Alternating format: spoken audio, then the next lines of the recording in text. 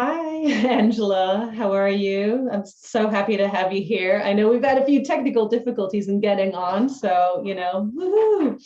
So here we are. We're presenting this as a recording, but nonetheless, I think this is going to be a wonderful time to chat. And so I really want to welcome you. How are you? Thank you. I'm thrilled to be here. I love this. I'm good. Yeah, I think that's the thing with technology. It can be so easy and great, like it can flow, and then sometimes it doesn't, and it's just kind of like a metaphor for life. I find like sometimes we have the best laid plans, and then it's like adapt and change, and here we are. So I'm happy to be here, and I'm delighted to talk to you. Beautiful. Well, I just want to give people in the groups in a little introduction about yourself, because the reason that I'm so excited to talk to you, and I know that we've really connected deeply. And so I'm going to do a little bit of a reading of the bio because I just think it's wonderful. So for those of you who don't know Angela Warburton she works with soulful driven women who are committed to changing their relationship with aging, their health and vitality, and are called to live their most radiant life, which I just love that. That's just beautiful. Angela's work brings the ancient wisdom of Eastern medicine to the modern world in an accessible and easy to integrate way. She combines this work with her training in transformational coaching, Western nutrition, psychology, and applied mindfulness to help bridge the gap between how you're living and understanding what the subtle or not so subtle messages of your body are saying. She helps women cultivate a deeper understanding and relationship with themselves, but also the world around them. She's a speaker, teacher, practitioner, and guide. And Angela does her work, and this is very true, with deep compassion, humor, and as much joy as possible. You're trying. So yeah, this is just wonderful. And I have a huge amount of respect for you with the amount of experience that you have in the work that you do with clients, because I know you see a lot of clients at the moment. So I just wanted to tell our listeners a little bit of how, I personally feel a connection with you. I actually lived all over the world, including Japan, and was exposed to traditional medicine, non-Western medicine quite a long time ago. And in fact, what ended up happening is my mother ended up becoming a shiatsu practitioner. So of course, she ended up learning all about the meridians and pressure points, and and I believe that you work with acupuncture. Is that correct? Is that one of your modalities? Yeah. Absolutely. My main, absolutely. That's your main one. Yeah. And so one of the things that we actually decided to talk about, because it resonated so much, is Angela works with many different modalities in terms of actually clearing unconscious beliefs and blocks that are running your daily life, and you don't even know it, but somehow you keep bumping up against them as you're trying to be more of who you really want to be. And that's exactly what I do with shamanic work, is actually clear unconscious beliefs, and it goes way back, and we'll talk about that a little bit more. So tell me a little bit more about the work that you do, with what's the kind of work that you do with clients. What is it that you're really kind of holding space for them for? Yeah, I mean, it's interesting I think life just evolves, and I found Chinese medicine, the nutrition, I found all these different parts, and it's all, part of this holistic person that we are, existing in our world and with our family and all that. But it's this unconscious beliefs that I found myself bumping up against all the time. Like, what is it? Like, why am I have these dreams or things that I want to be in the world, and why am I stopping myself? And so one of my teachers calls it our inner glass ceiling. So we just keep bumping up against something, but we can't see what it is. And so then, as I really have been spending a lot of time these last, I'd say probably 4 or 5 years at least, trying to understand and for my own personal life, breaking free from some of these unconscious beliefs. And so what I'm doing with women that I work with, well, sort of maybe to backtrack a little bit, what I've understood is there's, as women, just as people, but in particularly as women, we've had thousands of years in our history where it's not been safe to be a woman or to use our voice or to do these things. And our bodies are so smart. They are like just incredibly wise, and they are programmed for survival. And so when there's been something that hasn't been safe, we have an unconscious, if we think of our brain as such a small part being conscious and so much unconscious, there's an unconscious belief or nervous system response that says, hey, to speak out or to be yourself, it's not safe, so don't do it. So we have all these things, and our normal ways of being like, we fight, we flight, we freeze, we appease typically. So when we're coming up against something that says, don't use your voice, it's not safe, or we distract ourselves sometimes by we'll take a nap or make lunch or do something else.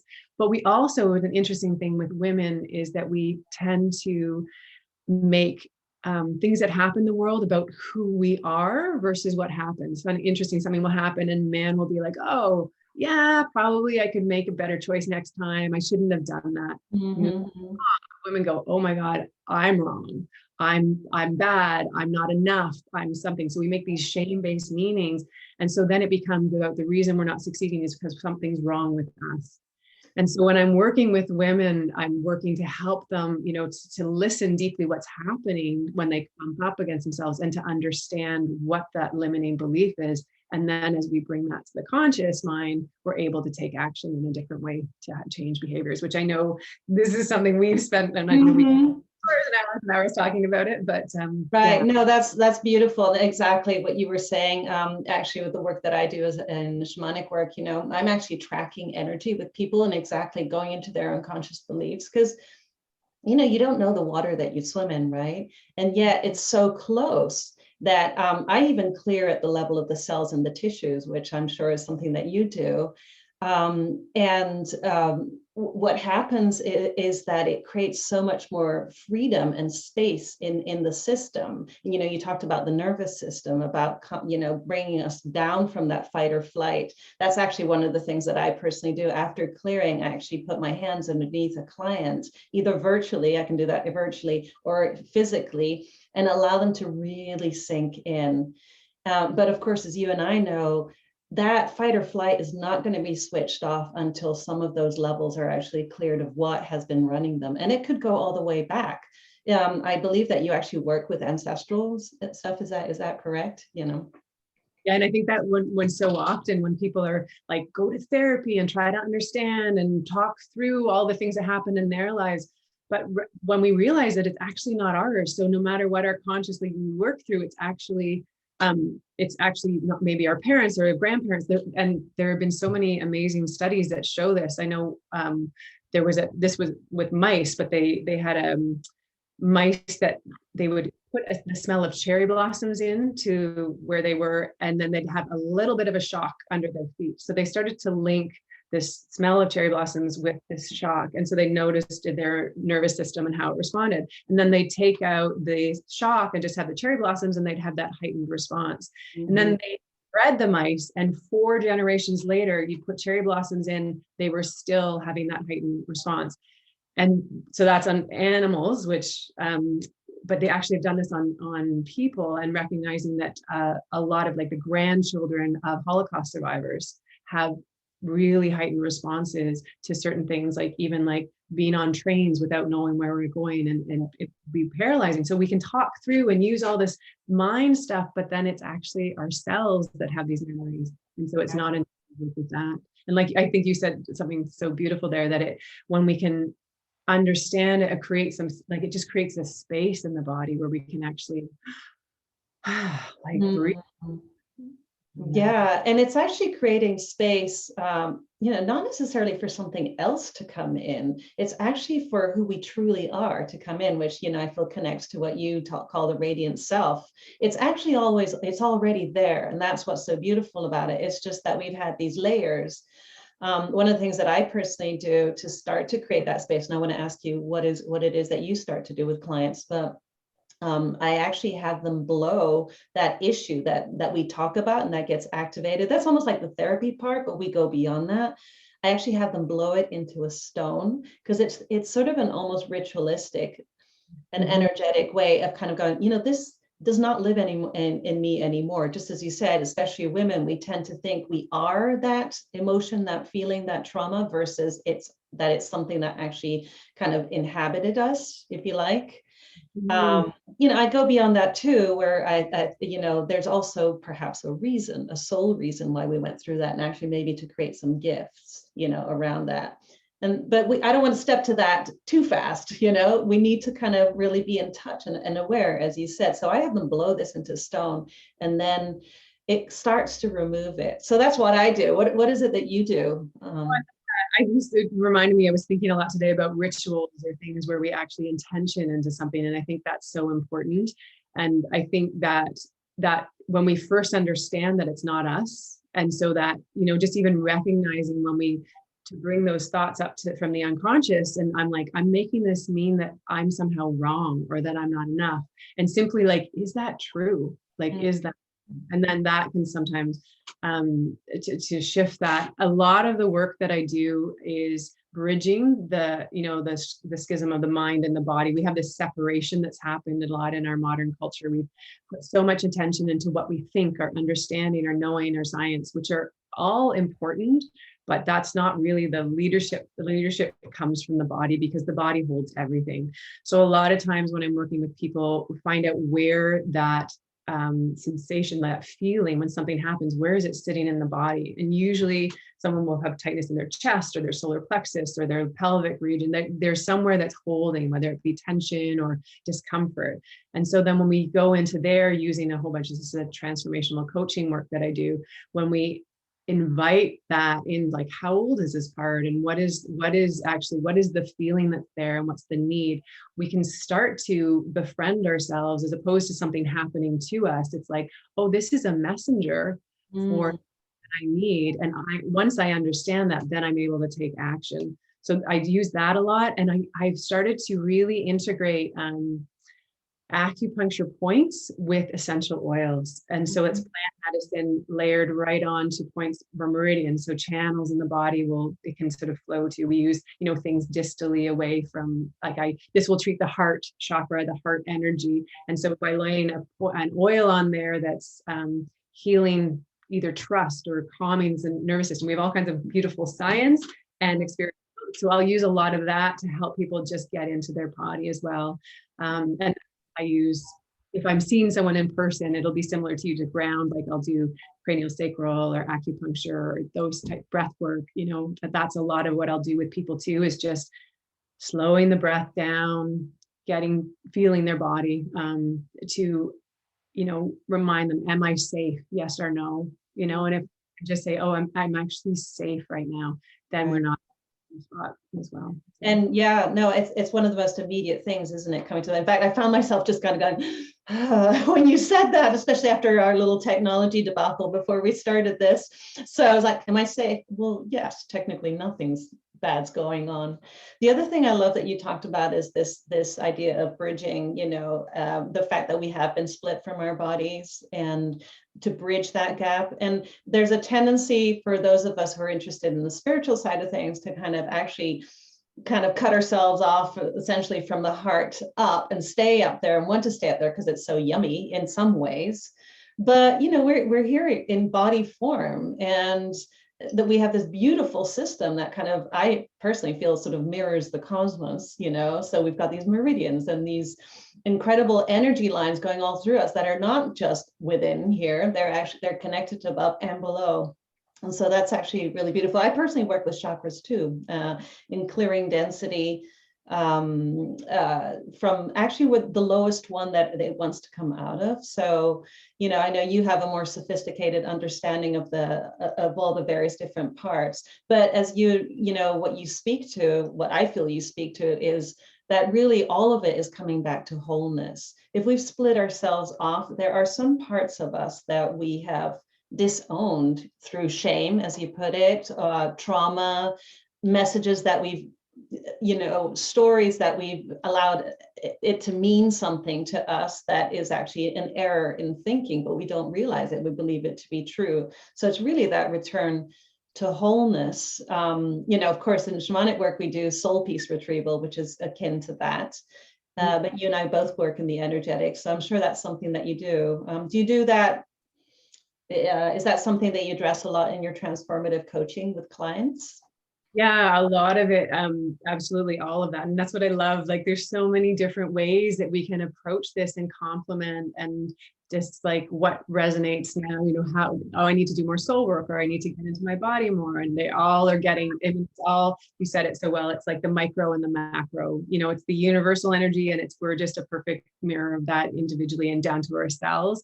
And so, yeah, I mean, I do so much of that work. I think when you said, what came to mind, when one of the things you were saying, like the story that we've made sometimes, what happens so much is when we have trauma, or we have ways of survival when we're young, the young mind, like a 2-year-old or a 5-year-old or a 7-year-old, doesn't have the experience of an adult, of life. And so there's often this sort of very simplistic meaning that we've been made of things. And so I liken it to like, we get locked in. So there's a part of us that's sort of atrophied, that hasn't grown up with us, the rest of us. And so you have this, let's say a 7-year-old who's made a meaning, like if I need to take care of others in order to be loved or to have my needs met. So therefore we put first attention on others, or whatever that way.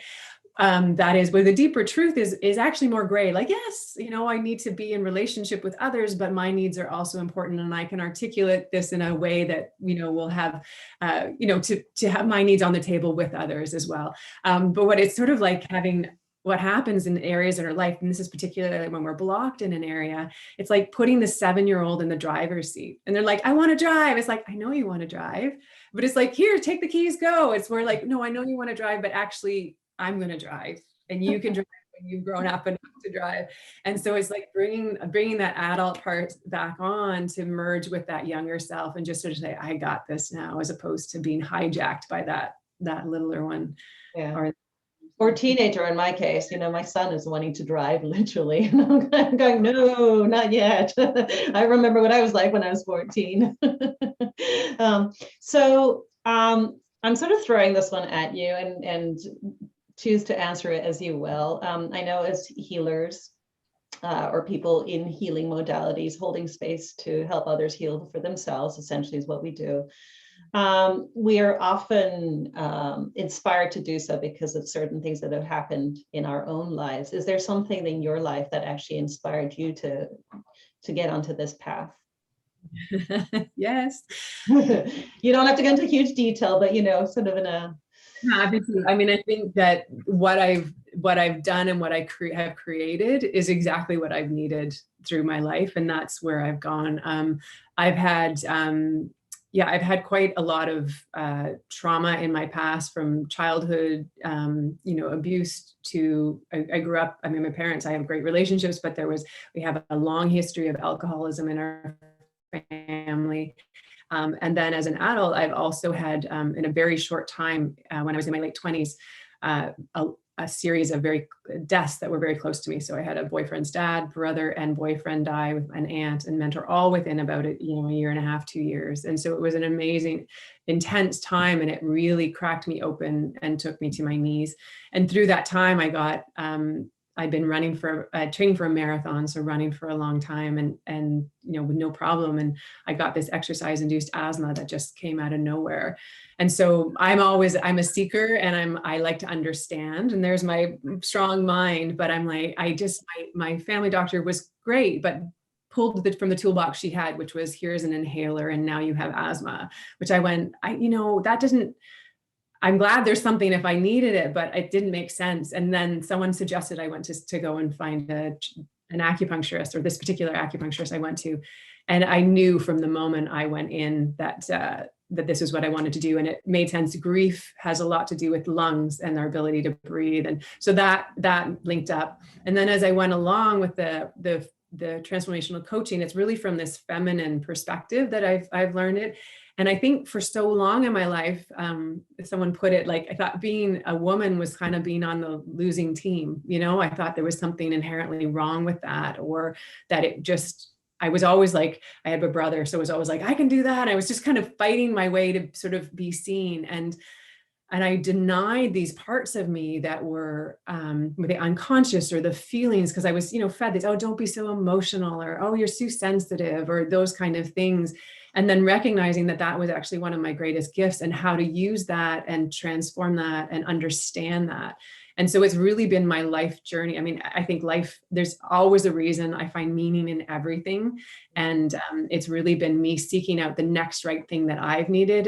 And through my work, I practice it. And then I see the need in my clinic, and I'm able to, I just want to pass it on all the time to people to help help in particular women. And it's interesting because, you're really in the business of balancing out the energies of yin and yang, the masculine and the feminine, the cold and the hot heat and everything that yin and yang sort of like. And so to be able to embrace your feminine is kind of a way of balancing that out within you and really bringing that out into your work. Yeah. And that's so what we need in the world right now. Yeah. And it's not, sometimes I think it's pitted against each other, the masculine or the feminine, and one's good or bad. And it's just about, we want healthy expression of both, because they're both integral to our well-being personally, but also, our planet, to, flow of money, or flow of resources. It's all, everything's connected, and we've just denied this, or this part has been sort of pushed aside or squashed or whatever it is. And so it's bringing that healthy expression back so that the healthy masculine can be there as well. And I know you work a lot in this as well, don't you? Oh yeah. Well, and I'm thinking of the yin yang symbol. I mean, not to be too cliche about it, but you've got the dark with the spot of the light, and you've got the light, the spot of the dark in there. And it's exactly that. It's not one is better than the other. That just one is, within the other, and vice versa. So yeah. Well, I don't want to go any further without actually, I want to talk about the fact that you, I believe you've got a mastermind workshop coming up, and I'd like to hear a little bit about that, and let me know, let us know when's that happening and how can we register and all that, because I know I want to be part of it after listening to you talk. Okay, yeah, so I am, so I'm starting to do a series that talks about all these different components and so the first one that I'm doing this coming Saturday, actually May 8th at 11 a.m. Eastern time. And this will be about uncovering, like understanding those inner blocks that we have and how to identify them. And then we'll do some exercises to actually work with them. So understanding and just uncovering a little bit of that. So, and that I'll be streaming live in my Facebook group called Your Radiant Life. So it's Angela Warburton TCM is my Facebook, and then it's Your Radiant Life. And right, Your Radiant Life. And what's the name of the workshop itself? Unleash. Unleash. Great. Beautiful. Wonderful. So I believe, and you said it was about transforming hidden blocks and barriers to living your radiant life. Absolutely. Beautiful. Yeah. Beautiful. I want to be part of that. Yeah.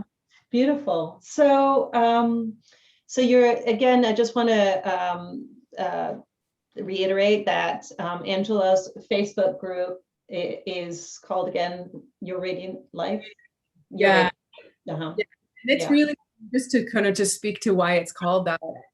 I as I've seen sort of through my own work and my own life, radiance is many things. And I think that, when we feel good in our body, we understand what our body's saying. When we have vitality, energy, which means we're sleeping well, we're eating for our body, we have balanced relationships, our emotions are there, we're able to be free from these unconscious beliefs and then live with purpose in the world and express the true nature of who we are here to be. I think we're all here for a reason with our own unique gifts, and the world needs us in full expression of who we are. So for me, that's radiance. We feel good and we're fully expressing ourselves. So the group, I talk about some of the traditional Chinese medicine things, foods, nutrition, seasonal wellness, and then a lot of this, the transformational coaching stuff as well. So it's that package that's in there. Cool.